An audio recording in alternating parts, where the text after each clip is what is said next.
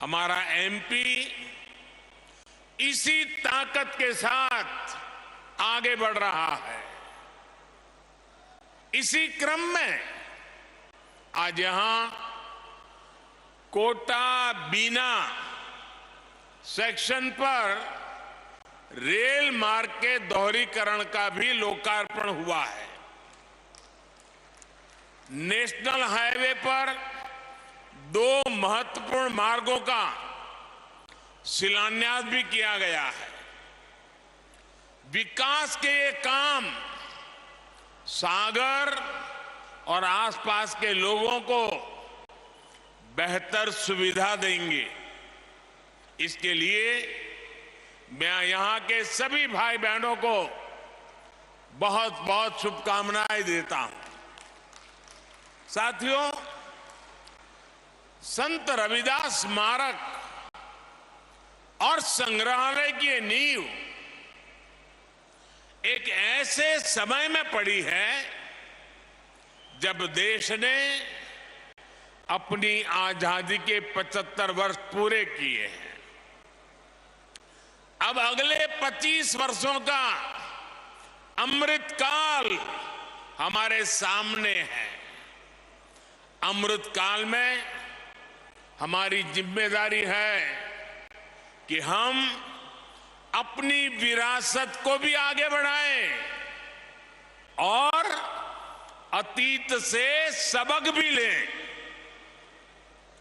एक राष्ट्र के रूप में हमने हजारों वर्षों की यात्रा की है।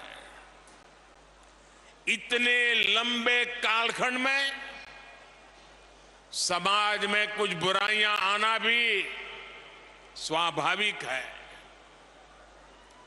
ये भारतीय समाज की ही शक्ति है कि इन बुराइयों को दूर करने वाला समय समय पर कोई महापुरुष, कोई संत, कोई औलिया इसी समाज से निकलता रहा है।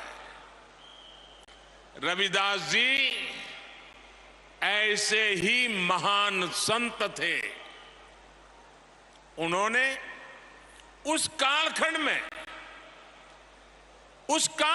जन्म लिया था जब देश पर मुगलों का शासन था। समाज अस्थिरता, उत्पीड़न और अत्याचार से जूझ रहा था। उस समय भी रविदास जी समाज को जागृत कर रहे थे, समाज को जगा रहे थे। वो उसे उसकी बुराइयों से लड़ना सिखा रहे थे।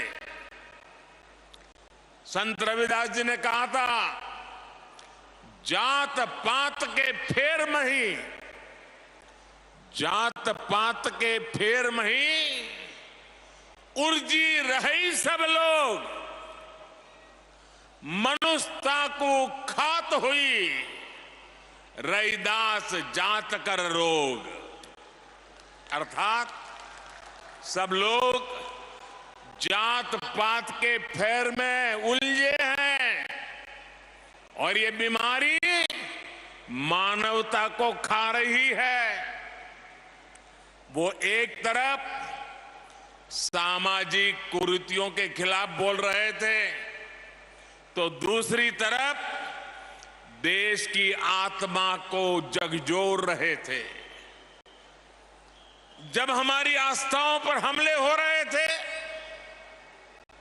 हमारी पहचान मिटाने के लिए हम पर पाबंदियां लगाई जा रही थी, तब रविदास जी ने कहा था, उस समय मुगलों के कालखंड में, ये हिम्मत देखिए, ये राष्ट्रभक्ति देखिए। रविदास जी ने कहा था, पराधीनता पाप है, जान लेहु रे मीत, रैदास पराधीन सो कौन करे है प्रीत। यानी पराधीनता सबसे बड़ा पाप है। जो पराधीनता को स्वीकार कर लेता है,